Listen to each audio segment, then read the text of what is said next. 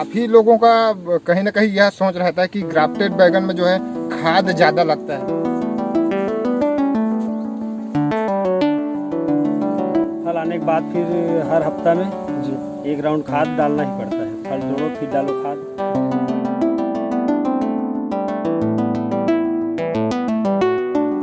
एक पौधे में कितना उत्पादन आ जाता है? शुरू से लास्ट तक 70-80 किलो तक की जा सकती है। किसान साथियों, कोई भी फसल में एक सही उत्पादन लेने की बात कहे या फिर अपने फसल को लंबे समय तक चलाने की बात कहे, उसमें जो एक अहम भूमिका होती है वह है खाद को सही मात्रा में देना, सही समय पर सही खाद को देना, और एक शेड्यूल आपको जो खाद है उसका रखना बहुत ही ज़रूरी होता है। तभी कहीं जाकर आप कोई भी फसल में एक बेहतर उत्पादन निकाल के ला पाते हैं। तो आज की इस वीडियो में किसान साथियों, हम ग्राफ्टेड बैगन में खाद का जो पूरा शेड्यूल है वह किस तरीके से रख सकते हैं जिससे हम 60 से 70 केजी पर प्लांट तक उत्पादन हम ग्राफ्टेड बैगन से ले सके।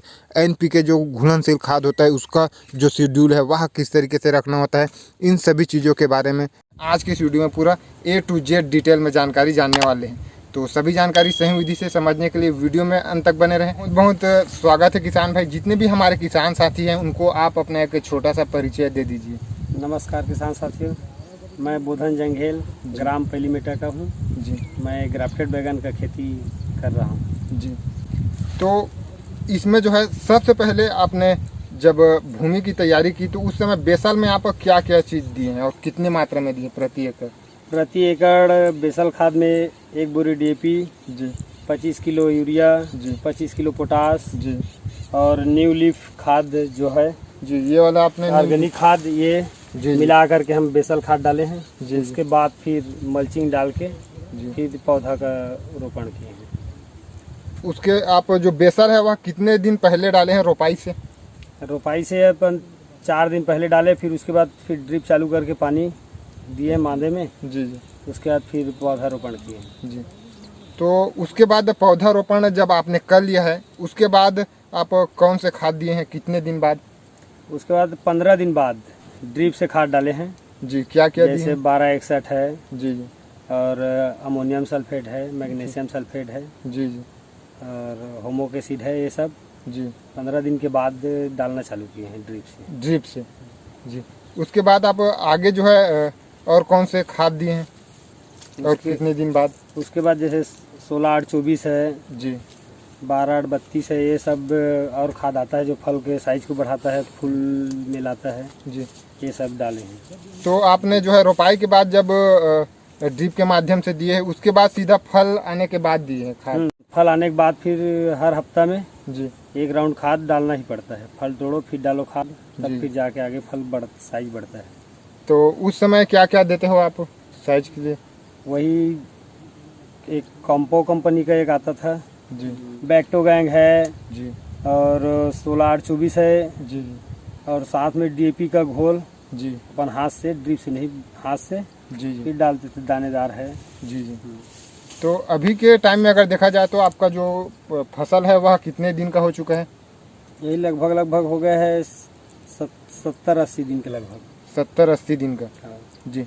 तो अभी के टाइम पर जो फसल आपका इस तरीके से है तो आप इसमें जो है DAP और कब देने वाले हैं कि अब सिर्फ NPK जो ड्रिप के माध्यम से वही चलता रहेगा? नहीं, हर 15 दिन में ना एक बार DAP और 19-19 है जी जी और पोटास है जी और दानेदार का घोल ड्रम से बना के हाथ से डालते हैं। जी जी। प्रति पौधा में 1 लीटर के हिसाब से 1 लीटर प्रति पौधा के हिसाब से घोल डालते हैं हर 15 दिन में। जी। तो अब इसमें मतलब आगे दाने के रूप में देने की आवश्यकता नहीं है? दाने के रूप में नहीं है आवश्यकता। जी जी घोल डालो और फिर बाकी ड्रिप से डालो। जैसे अमोनियम सल्फेट है, मैग्नीशियम सल्फेट है जी जी और मैग्नीशियम नाइट्रेट है, कैल्शियम नाइट्रेट, जी जी ये सब ना ड्रिप से डालते हैं। और जी।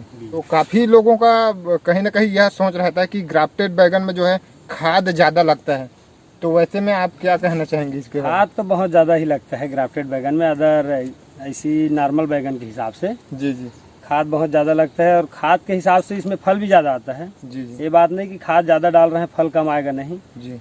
जब जितना खाद डालोगे उतना फल भी आएगा, तो इससे फिर- आपका इनकम बढ़ेगा। एक पौधे में कितना उत्पादन आ जाता है? शुरू से लास्ट तक के कंपनी वाले का कहना है 50 किलो का जी जी। लेकिन हमको लगता है कि अगर अच्छा खाद वाद डालो तो 70-80 किलो तक के भी जा सकता है प्रति पौधा। प्रति पौधा 70 से 80 किलो खाद के हिसाब से रहेगा वो। खाद के हिसाब से, अगर आप खाद सही तरीके से मेंटेन करते हैं तो आप जो अभी खाद का शेड्यूल बता रहे हैं उसके हिसाब से क्या इतना उत्पादन आ सकता है? खाद के अगर प्रति उसके टाइम में डालते रहेगा तो जी। बिल्कुल आएगा जी नहीं तो फिर कम डालो कम पाओ जी। ऐसा है। तो आप जितना बेहतर खाद देंगे उसके हिसाब से उत्पादन आ जाएगा। उत्पादन आएगा। फिर भी मैं जितने भी किसान साथी हैं उनके लिए एक बार और पूछना चाहता हूं कि जैसे कि फसल आपका अच्छी तरीके से ग्रो हो गया, फल उसमें लगने लगा, खास तौर पर उस समय पर ज़्यादा जो है ध्यान रखना होता है।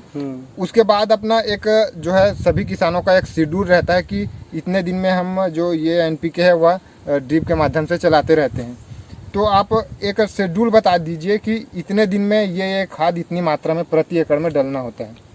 जैसे अपन शेड्यूल बना के रखे हैं, जैसे सोमवार और शुक्रवार, जैसे हफ्ते में 2 दिन जी। यूरिया जैसे अपन 3 किलो है प्रति एकड़, पोटास 2 किलो है जी। और 1261 है जी वो 2 किलो प्रति एकड़ जी।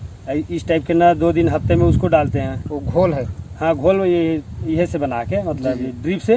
जी जी। उसके बाद फिर 2 दिन हफ्ते में जी कैल्शियम नाइट्रेट है और मैग्नीशियम नाइट्रेट है जी जी। और काम्बी 2 करके खाद आता है जी वो तीनों मिला के फिर 2 दिन हफ्ते में डालते हैं। जी जी। फिर 2 दिन मैग्नीशियम नाइट्रेट है और कैल्शियम नाइट्रेट है जी जी। उसको उसके साथ कार्बन बोले तो होमोक एसिड के साथ मिला के उसको फिर 2 दिन डालते हैं। जी जी। और फिर 2 दिन 16-8-24 है जी और महालाभ करके आता है जी जी। वो 2 दिन वो डालते हैं। ऐसे करके ना हफ्ते भर का शेड्यूल बना के रखे हैं। जी जी। पूरा ये कंटिन्यू चलते रहता है और उसके बाद 15 दिन में जी। हर 2 हफ्ते के बाद मान के चलो DAP यूरिया वाला घोल जी फिर डालते हैं। जी। तो इस तरीके से शेड्यूल देना होता शेड्यूल है। तैयार रहता है। हम सिर्फ जो यह न्यू लीफ खाद है उसको नया यहाँ पर देख रहे हैं, तो इसको क्या हम देख सकते हैं? बिल्कुल देखिए जी। ये खाद है ऑर्गेनिक खाद है। जी जी। ये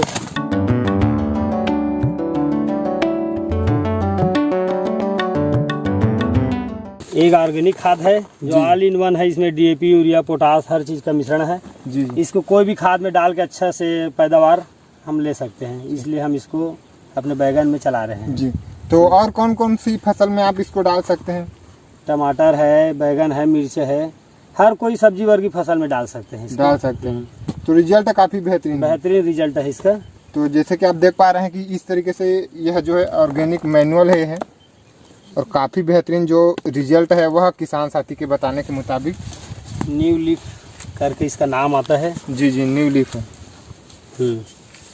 बहुत बेहतरीन खाद है, अच्छा पैदावार देता है। जी जी। जैसे कि किसान साथी ने बताया कि यह जो ऑर्गेनिक जो खाद है न्यू लीफ उसके बारे में, तो अगर आप इसको खरीदना चाहते हैं तो डिस्क्रिप्शन में आपको नंबर मिल जाएगा और स्क्रीन पर आपको एक नंबर दिख रहा होगा, उस पर आप सिर्फ व्हाट्सअप करें, कंपनी खुद आपसे कांटेक्ट करेगी और अगर आप चाहें तो इसको ऑर्डर कर सकते हैं। तो बहुत बहुत किसान साथी आपने काफ़ी बेहतरीन जानकारी दी है। उम्मीद है सभी किसान साथियों को यह जानकारी काफ़ी ज़्यादा पसंद आई हो। वीडियो पसंद आई हो तो एक लाइक कर दे और चैनल को भी सब्सक्राइब कर ले और ज़्यादा से ज़्यादा किसान साथियों तक यह जानकारी को पहुँचाए, क्योंकि इस तरीके का वीडियो सिर्फ आपको हमारे ही चैनल के माध्यम से देखने को मिलने वाली है। मिलते हैं अगले वीडियो में, तब तक के लिए जय जवान जय किसान।